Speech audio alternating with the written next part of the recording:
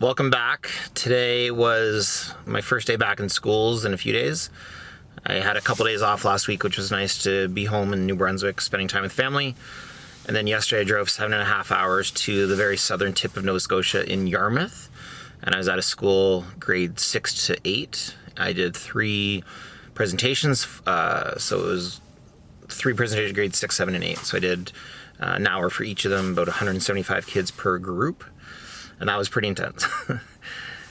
I normally do 1 assembly and then a whole bunch of workshops, but just with the number of kids and the size of the gym, I did three assemblies, which is not a normal thing, but a lot of fun. The kids had tons of energy. It's also the last week of school before the Christmas holiday, but yeah, they had a lot of energy. And every time I speak, I'm still learning. I'm still getting better.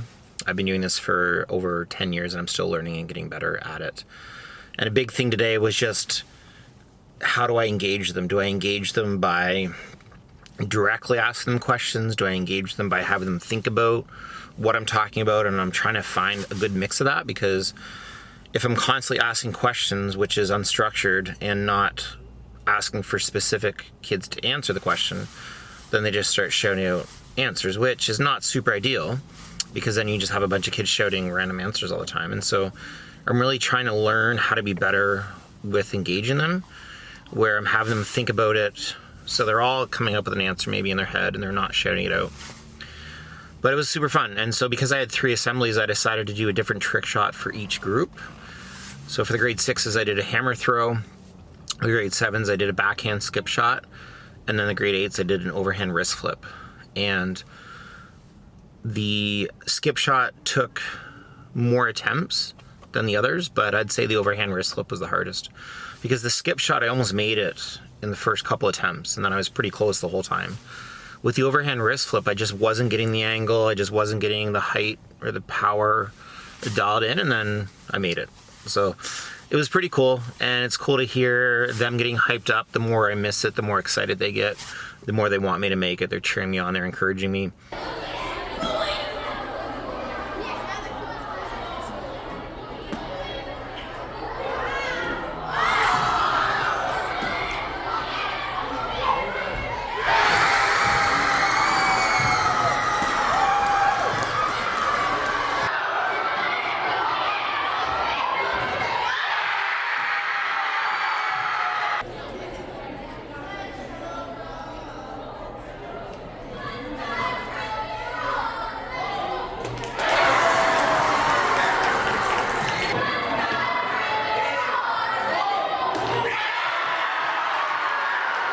And it's always interesting hearing catchphrases. And so the big catchphrase now is lock it in. And so as I'm throwing it, I'm hearing kids say, just lock it in, just lock it in, just lock it in. And then another one they're saying now is, just say that you understand. So they want me to say I understand just before I throw. So it's pretty funny, like hearing them toss those, their slang into this. It's a lot of fun. There are a lot of really good questions. I had one girl ask me today, what motivated me to keep going in Frisbee? And my answer to that is very similar to a lot of other people, what they do with their activity, their hobby, their sport. A big thing, what motivates me is the people, the Frisbee family, the Frisbee community. So initially I got into Frisbee because I loved Frisbee, and what's kept me in Frisbee is the people.